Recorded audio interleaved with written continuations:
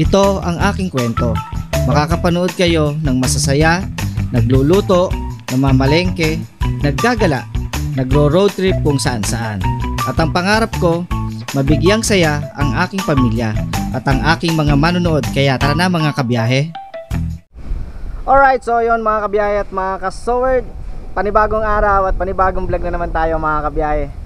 Ngayon ay nandito tayo sa Laguna Sports Complex para nga po reviewin ang Nissan Sentra Super Saloon 1997 model mga kabiyahe at mga kasowerd. Sulit ba ang pagkuha ng second hand na sasakyan sa panahon ngayon mga kabiyahe? So ngayon ay siya ay 27 years old. At sulit ba yung kinuha natin sa halagang 50,000 pesos mga kabiyahe? Damn! So pag-usapan natin ang tungkol sa second hand na kotse. So pagkukuha ng second hand na kotse o kahit anumang sasakyan mga kabiyahe, ano ba ang una nating mga kailangan gawin? Kailangan nating i-check, kailangan nating tignan bago tayo kumuha ng isang mga second hand na sasakyan. So ako nung ako'y kumuha ng sasakyan, bago ko tinignan, eto nga, tong Nissan Sentra Super Saloon. So bago ko siya tinignan ay syempre chinek ko muna unang-una makina. Nice. Yan. Napaka-importante ng makina sa isang sasakyan. Dahil sa makina nandun ang buhay ng isang sasakyan. So tinignan ko muna ang makina, kung okay ba ang makina. Pangalawa, radiator. Ayan.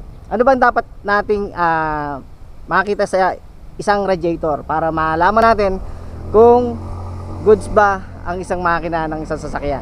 So syempre, kailangan ay pag natin ang makina o ang isang sasakyan, titignan muna natin yung bubuksan muna natin ang radiator cap, tatanggalin muna natin.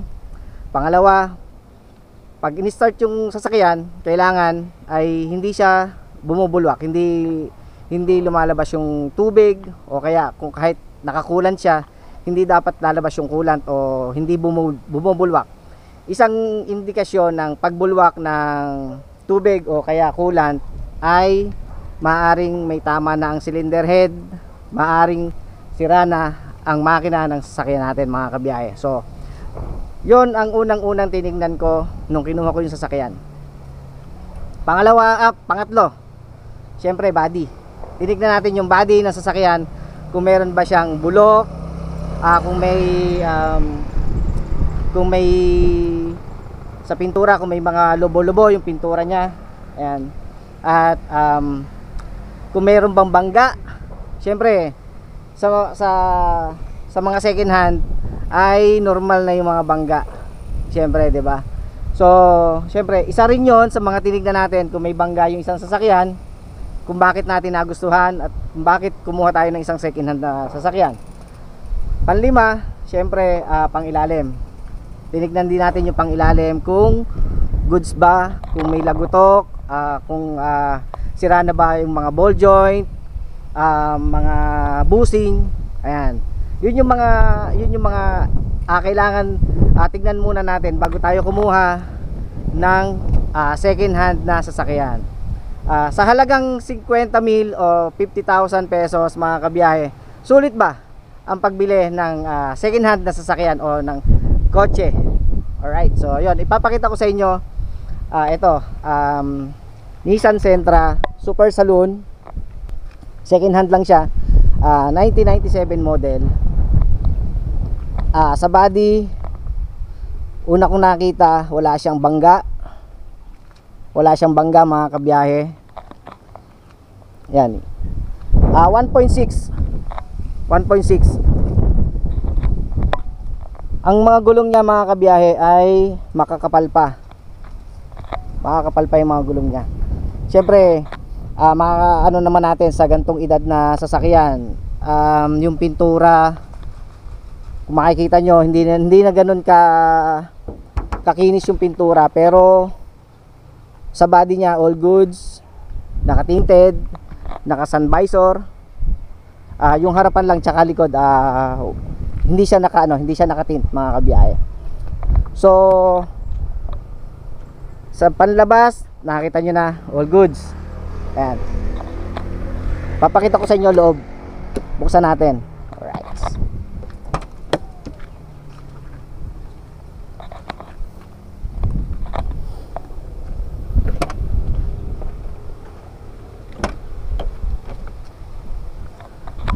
Ang sidings niya mga kabiyahe, walang punit. Buong buo mga kabiyahe, buong buo yan. Mga sidings niya, buong buo yan. Lahat ng sidings buo. Mga palikod dito sa harapan, buo yan mga kabiyahe. Naka all power. Isa rin sa nagustuhan ko, naka all power. Ang dashboard niya, ito mga kabiyahe, buong buo ang kanyang dashboard. Siyempre naka CD, Pioneer original, naka CD siya. Gumagana. Ang isa rin sa mga nagustuhan ko kung bakit kinuha ko at dinayo ko tong sasakyan na to mga kabiyahe, ay ang aircon. Isa rin yon sa dapat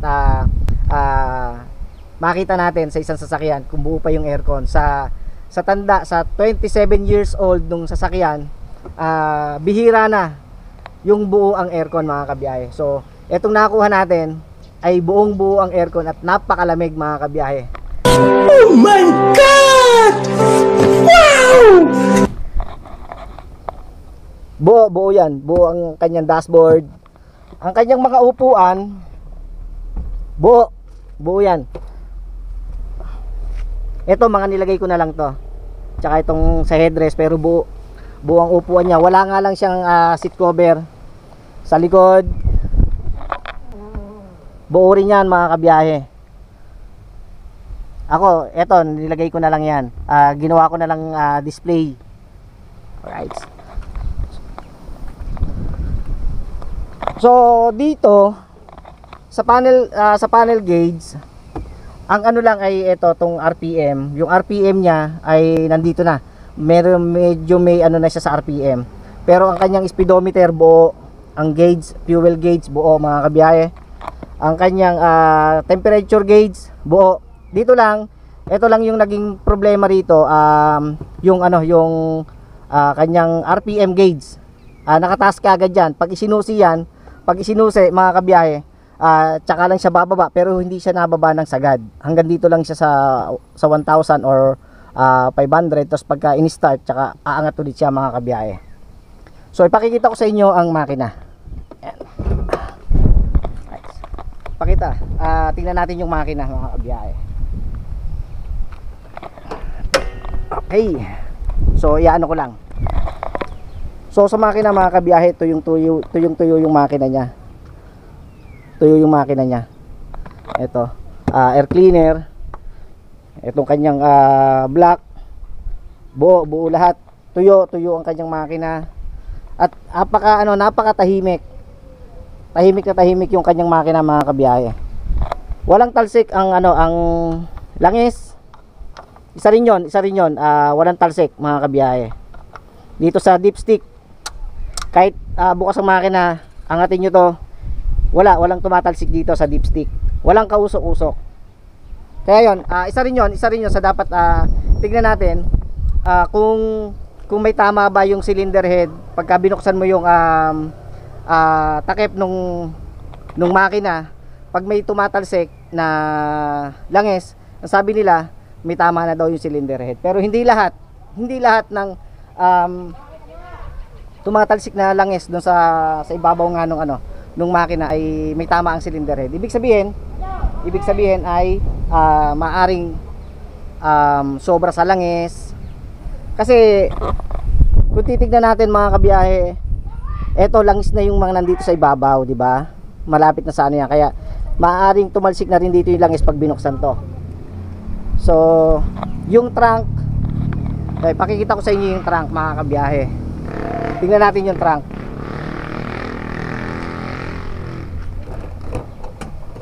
Alright. So ito yung trunk nya. Ayan. Ito, nilagay ko na lang, lagayan ko ng gamit. Ayan, nandyan yung jack, tsaka yung aking tools. Ayan dyan mga kabiyahe. So ito ay naglagay lang ako in case na yun nga, 'di ba?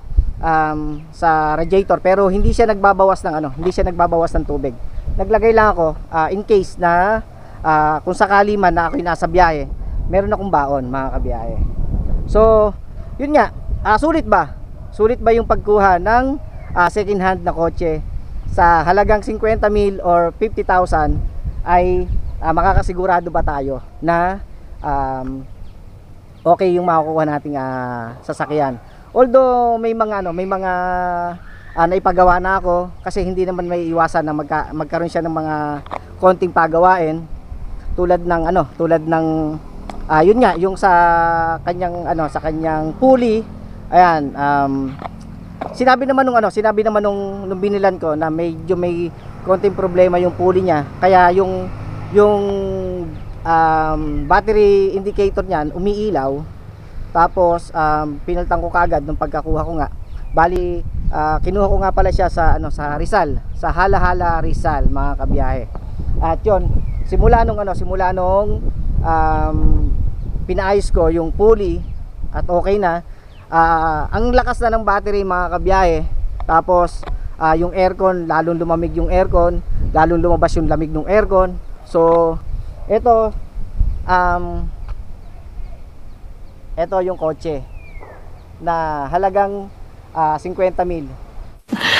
Sana all. Yan. So siguro nagkaroon kayo ng idea or nagkaroon kayo ng konting points para kung sakali naman makakakuha kayo o bibili kayo ng second hand na sasakyan, kung ano ba yung mga dapat unang-unang tingnan natin sa tingin natin ng sasakyan, mga kabiyahe. At yun nga, tulad na sinabi ko kanina, syempre yung radiator, kailangan hindi bumubulwak yung tubig dyan. Syempre yung makina, kung makikita natin na basang-basa yung makina sa langis, madumi, medyo mag-isip tayo kung kukunin ba natin o sa wiring niya, napakalinis ng wiring niya, mga kabiyahe. Ang battery niya, goods na goods ang battery niya, mga kabiyahe. Yan. Although ito syempre may mga kalumaan dahil sa may edad na, mga kabiyahe. Pero ang gulong niya, makapal pa gulong niya. Ayun lang, yung kanyang ilaw ay hindi na siya gumagana. Wala na siyang connection, mga kabiyahe. Wala na siyang connection. Tapos basag yung isa. Yun, plano natin na baka tanggalin na lang to. Tanggalin na lang yung ilaw na nandyan para pantay. Yan. So sulit na sulit, mga kabiyahe, yung pagkuha natin ng kotse sa halagang 50,000. Ito po ang itsura niya, mga kabiyahe. Yan. Alright. So sana ay nabigyan ko kayo ng idea na kung sakaling kukuha kayo at bibili kayo ng second hand na sasakyan, sana nakakuha kayo ng tip kung ano yung mga dapat gawin at dapat tignan bago bumili ng isang sasakyan, mga kabiyahe. So eto, alright. So maraming salamat sa lahat na sumusuporta sa atin, sa mga silent viewers, sa mga subscriber, at syempre sa mga OFW na lagi nakasuporta po kay Tito Pogs. Ayan, maraming salamat po sa inyo. At kay Idol Jumper Sniper, sa Bukana Vloggers, ayan, mega love shoutout po sa inyo lahat. At yun, sana patuloy nyo akong suportahan. So yun, mga kabiyahe, at may lumapit sa atin na isang kaibigan dito sa complex.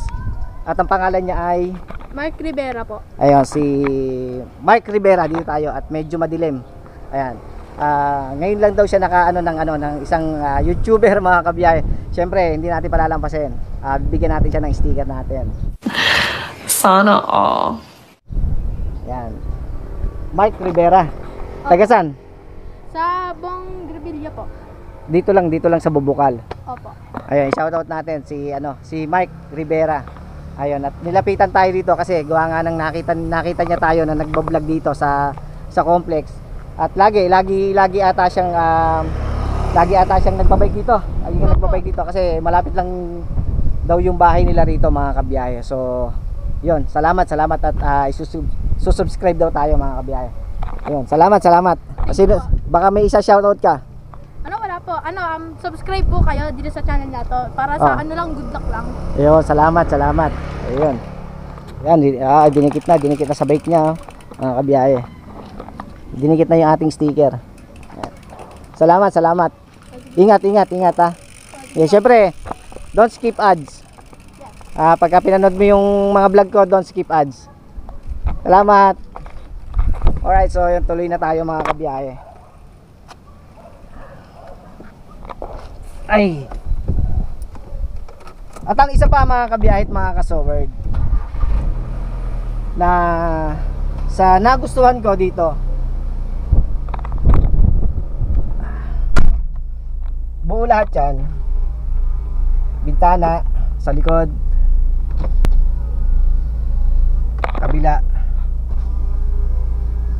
yan. Yung isa, itong isa mga kabiyahe, buo siya, kaya lang yung kable niya ay naputol yung kanyang kable, pero yung motor, buo ang motor niya mga kabiyahe. So meron na tayong mga kinausap at nagpa-schedule na tayo, baka by next week ay may pagawa na natin. 650 lang daw yung palagay nung kable, hindi na papalitan ng motor kasi buo naman yung motor. Kable lang, yung cable lang nung all power yung sira, kaya ang mangyayari papalitan lang, tapos all goods na ulit, buo na ulit mga kabiyahe. At ito pa isa mga kabiyahe, sobrang tipid yon. Sobrang tipid mga kabiyahe nitong Nissan Sentra Super Saloon B14 mga kabiyahe, 1997 model. So yun, tuloy na tayo mga kabiyahe at mga kasoward. So yun, palabas na tayo ng complex. Basta muna tayo.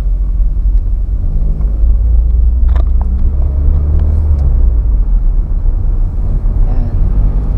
So dito natin sa complex napili na mag-review kasi dito malawak. Tapos kakaunti yung sasakyan. Pangalawa, masarap mag-vlog dito sa complex. Pasyalan kasi to. Laguna Sports Complex mga kabiyahe.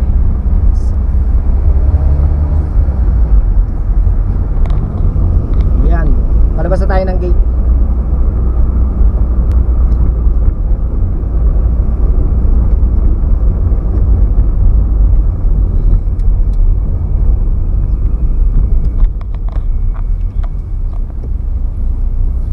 Alright. So yun, sana mga kabiyahe patuloy niyong suportahan si Tito Pogs. At malapit na tayong mag 2,000 subscriber. Malapit na mga kabiyahe. Nakakaano na tayo, kulang-kulang 19. Konti na lang mag 2,000 subscriber na tayo mga kabiyahe. So maraming salamat sa lahat ng mga hindi nag-skip ng ads. Ayan, maraming salamat po sa inyo. At sa lahat ng mga sumusuporta kay Tito Pogs, maraming salamat po. Siyempre, unang-una sa aking pamilya, sa suporta ng aking pamilya. Ayan, maraming salamat. Sa mga kaibigan, ayan,